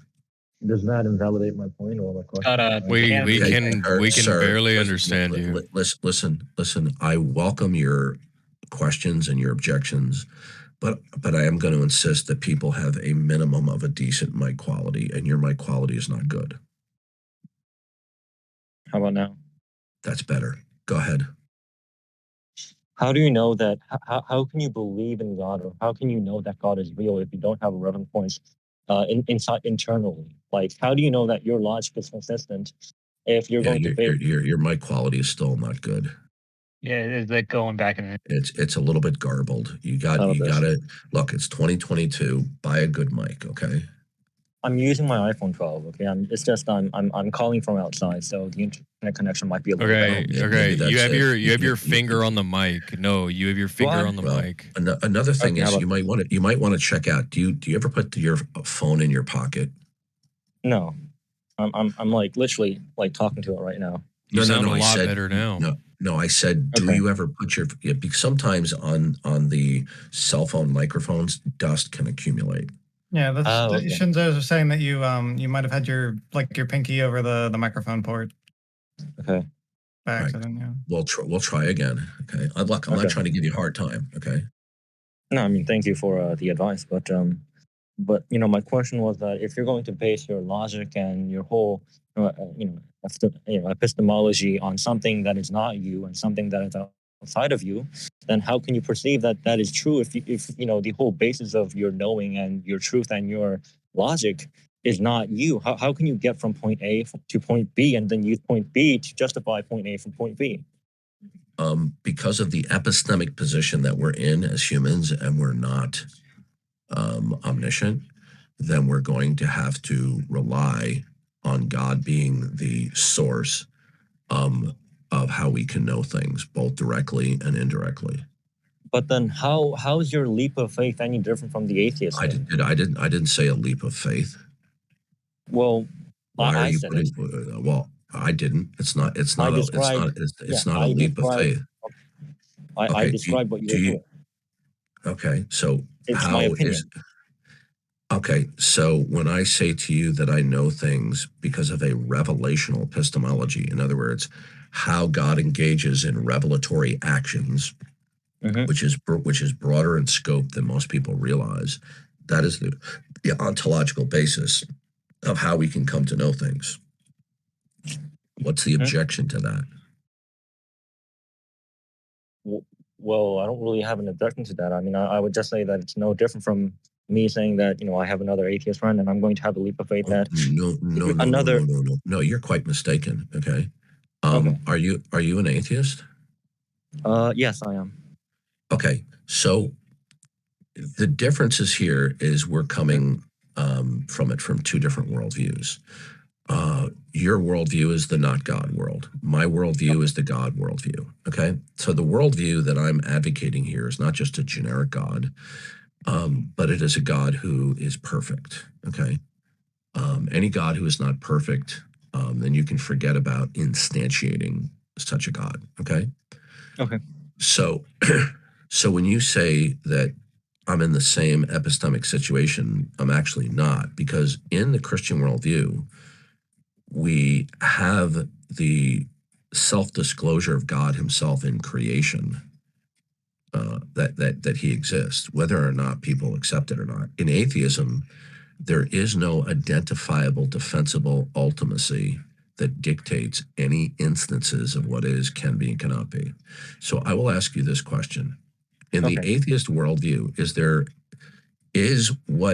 there something that singularly and concretely dictates all instances of what is, can be, and cannot be? I don't really know much about that, but the way that I view how I get knowledge is to build off of some facts that are irrefutable, such as No, you're not understanding. You're in an open system. Okay, Excuse me. Hold on.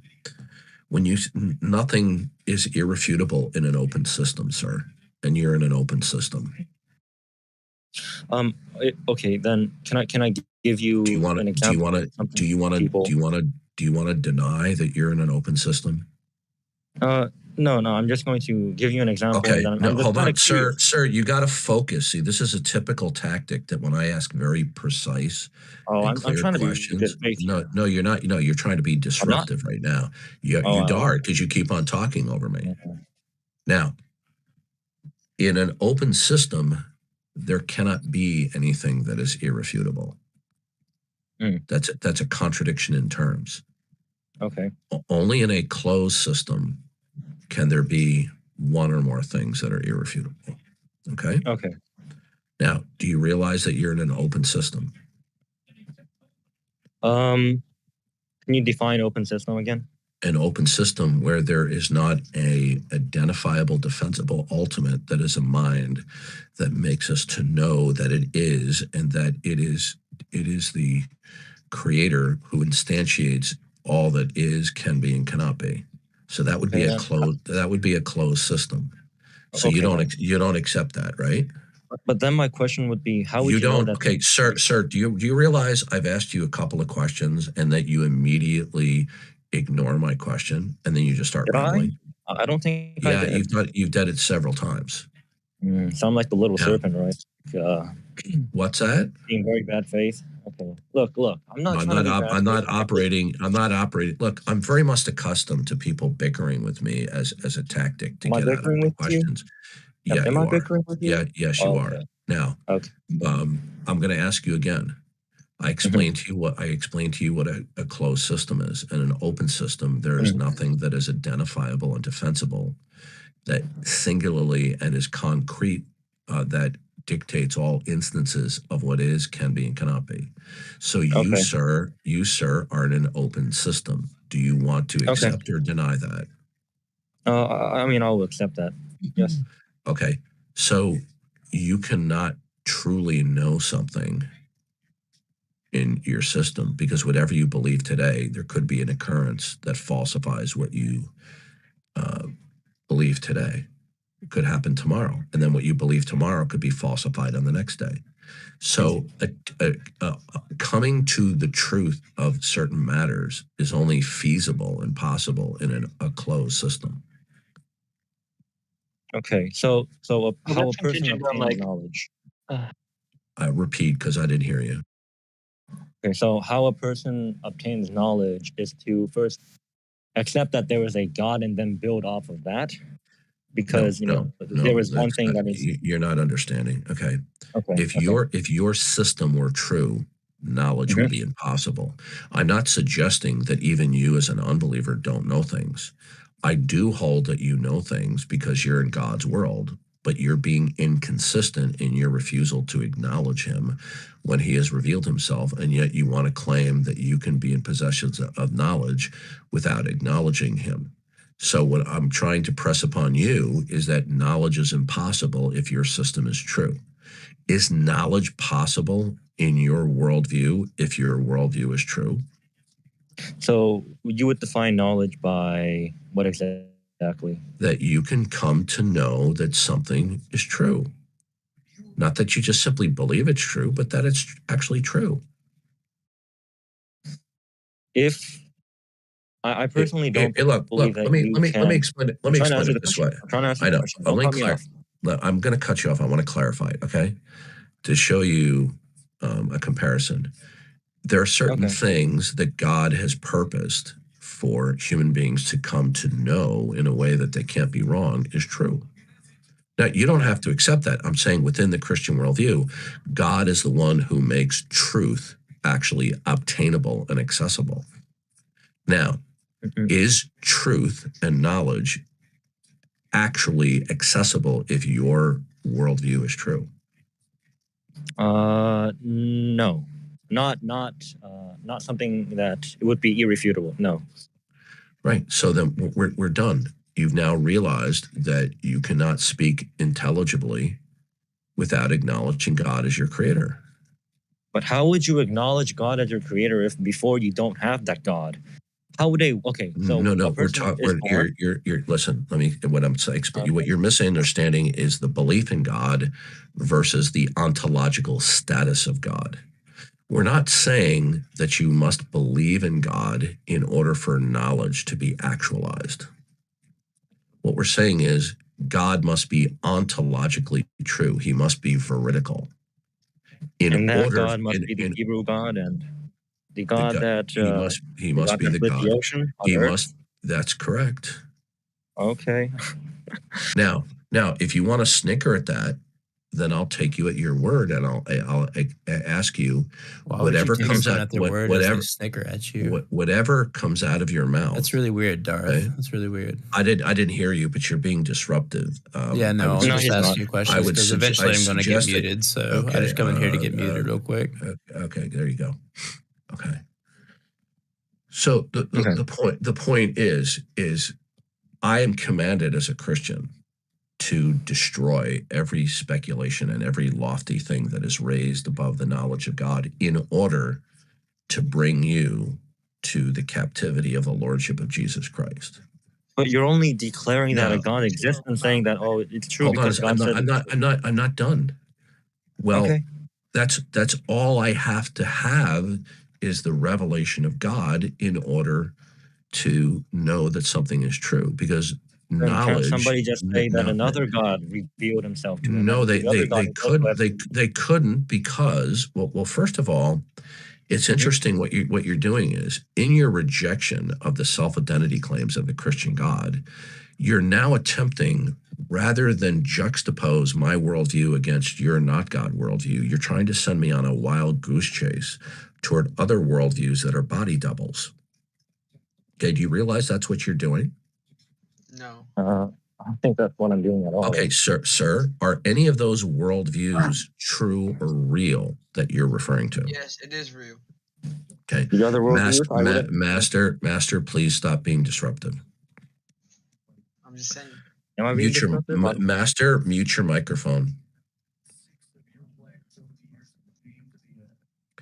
Now, you are attempting to rob the Christian God of his exclusive claim that he himself is exclusive and that his character set is indispensable. This is what you're attempting to do, correct? How do you know that? Okay, how do you know that? If you dodge one more I'm not question, dodging the question. I'm not dodging the question. Strike two. Okay, strike two. Strike three. You're done. See, this is what happens when the questions become more refined and clear.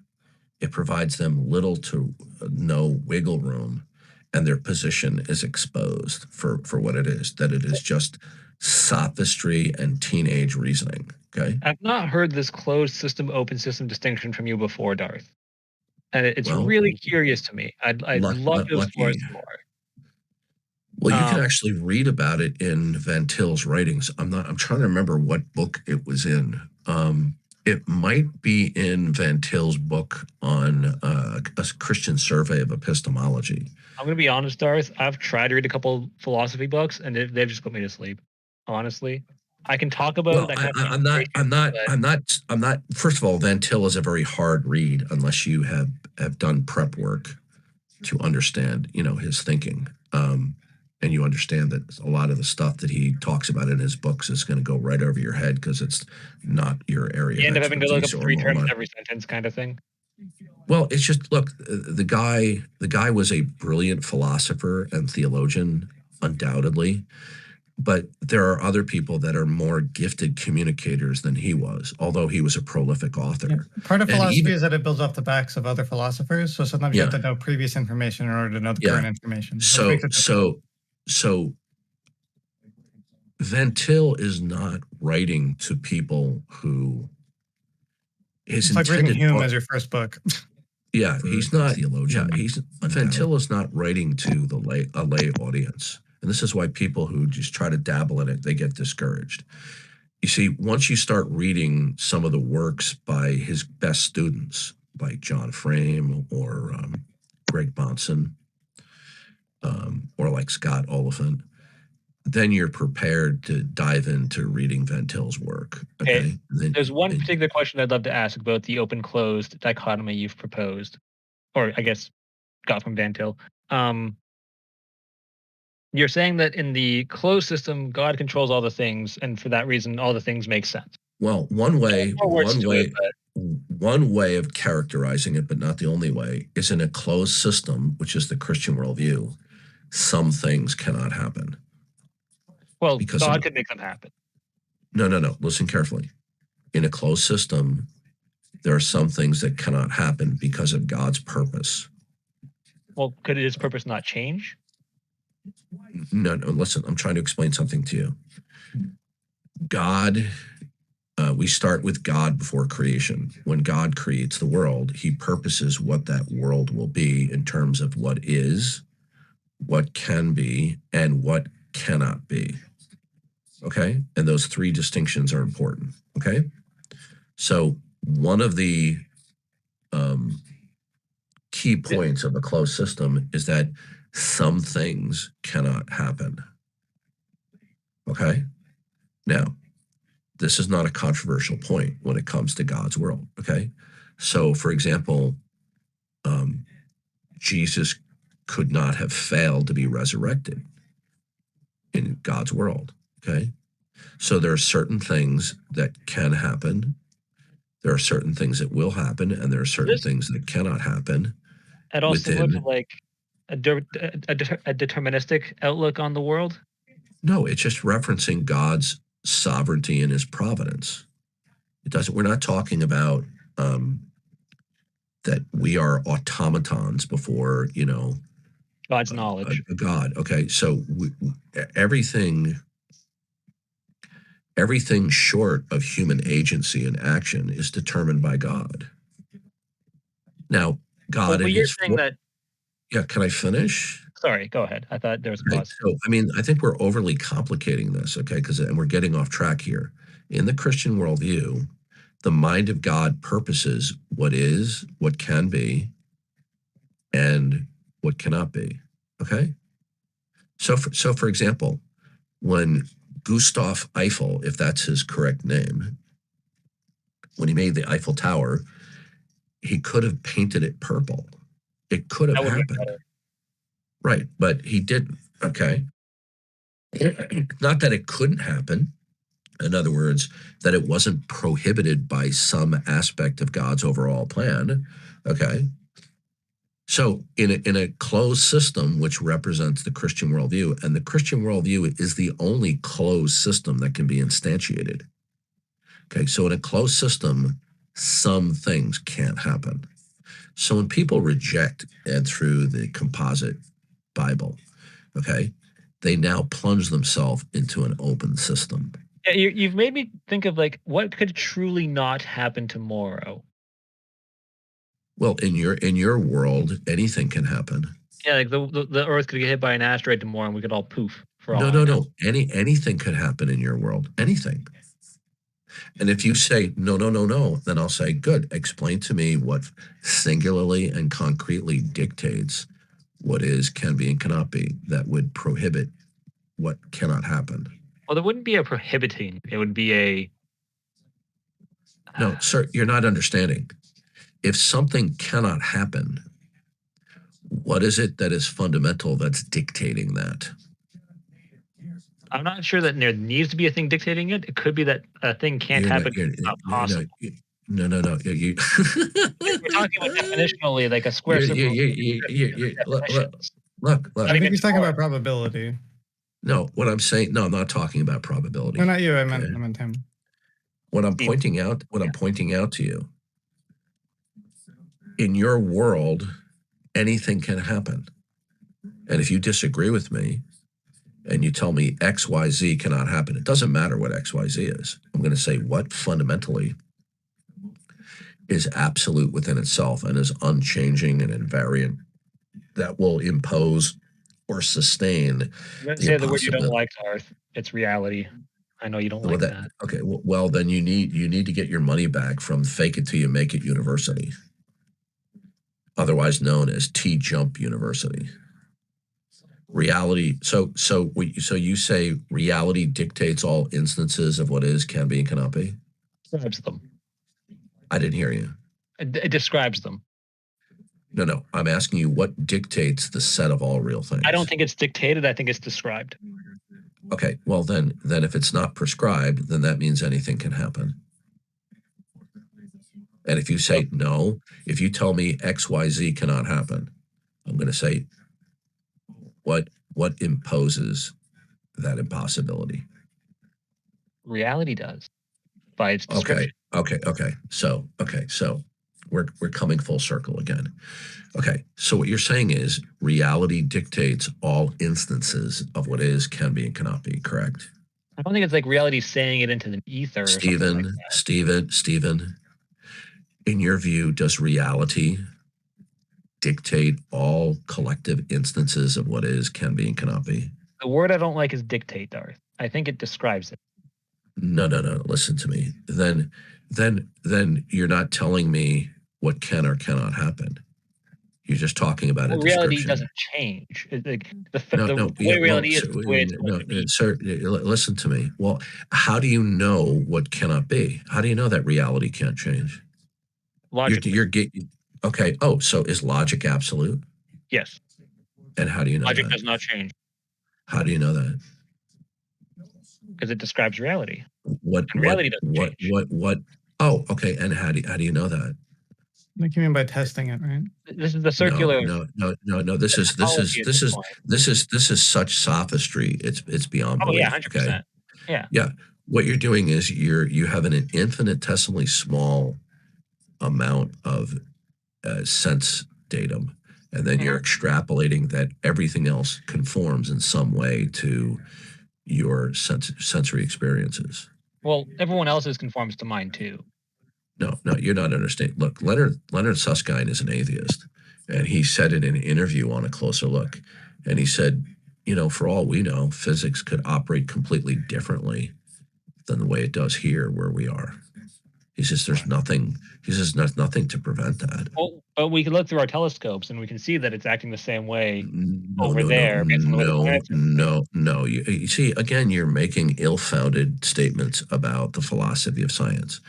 In science, we are claiming to gain an understanding of things by virtue of how we measure. Mm-hmm. But we're not actually coming into contact with these things. Okay, now that citation I just gave you comes from a guy who's an expert on quantum mechanics and Big Bang cosmology, and he's an atheist. Okay, so you don't know how things are working. You have certain sense datum, and then you extrapolate. Okay, do you know that all of the stars that seem to be emitting light, that they're nuclear furnaces? Do you know that? Yes. How do you know that? Because we can predict their shifts in color over time because we've studied our own star. Okay. So here's the mistake. Okay, predictive success is not a guarantor that the theory is. No, I'm trying to explain to you. Predictive success is not a guarantor that the theory is correct. Do you know the difference between instrumentalism and realism? We've had this discussion before, but only once, and I don't remember it. Well, predictive success may bolster your confidence in a theory because you don't see any exceptions to it, but it doesn't logically and necessarily follow that it's true. Maybe the next time you make an observation, it'll be inconsistent with your theory. You see, you need to be a little bit more well-read. I would suggest that you read at least one basic text on the philosophy of science. Okay. Darth, I'm pleased to listen to you. Oh, I actually have to get to go into bed anyways, Darth. Yeah? Okay. Good night. Okay. Yo, Darth. So up, man? Okay. Go ahead, man. I just want to say I'm all right. So the unbelievers cannot escape the fact that they're in an open system. They simply can't deny it. Because if they attempt to say, no, I'm in a closed system, we'll say, good. Explain to me then what is singularly ultimate that dictates all instances of what is, can be, and cannot be. Right? And they're not going to be able to do it. Okay? So therefore, there's nothing identifiable that dictates what can't happen. So in their worldview, they cannot instantiate that anything is impossible. And if nothing is impossible, then anything goes. And therefore, whatever you believe today could be overturned tomorrow, but what you believe tomorrow could be overturned the next day. So you see, because they hate God and they don't want to acknowledge God as their creator, But they want to rob God of his creation, just like they're walking out of Costco without paying for the stuff. And then when the guy at the door says, "Can I have your receipt?" Well, why do you want the receipt? Well, because I want to make sure that that's your stuff and not Costco stuff. He goes, "Well, I paid for it." He says, "Well, show me your receipt." The unbeliever steps up to the plate and they reason, and inherent and implicit in their reasoning are an array of fundamental parameters, which is God's stuff. But they don't want to acknowledge that it's God's stuff. So how do they explain these fundamental parameters are true and real and absolute and invariant? Well, the answer is they can't. So the very fundamental things that they do believe in, that they use as a replacement for God, they violate their own criterion of belief when they adopt it as a replacement for God. So their position is hopelessly self-defeating.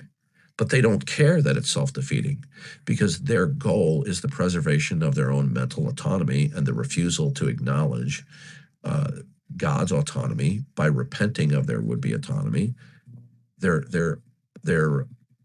prime directive is the preservation at all costs, even sacrificing reason and logic to, bitterly cling to their would-be autonomy, even in the face that it's shown to be indefensible and incoherent on their own standards. This is why it's fun talking with unbelievers, because they're hopelessly doomed to being incoherent when they refuse to acknowledge God.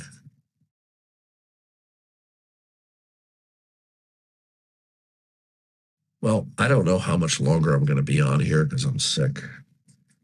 So if anybody wants to discuss anything further with yours truly, take the opportunity now.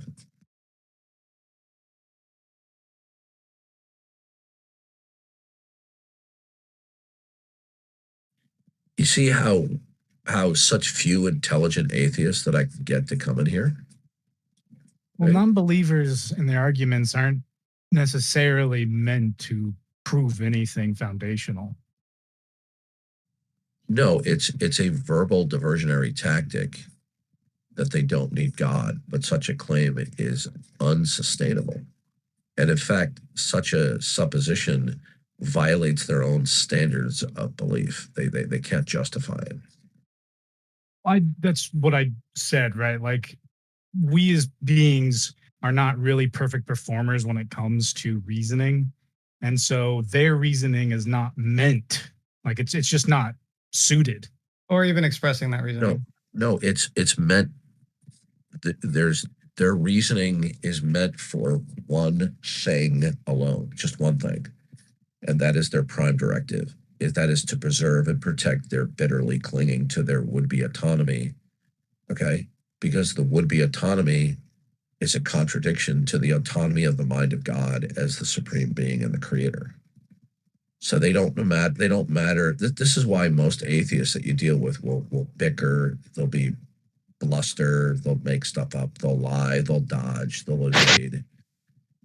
They'll even make up convoluted logic that they know is convoluted, because they don't want to admit that when it all comes down to brass tacks, that their would-be autonomy is simply indefensible on their own standards.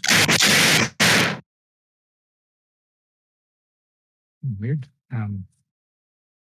Who was that? That's Captain Greasy Bacon.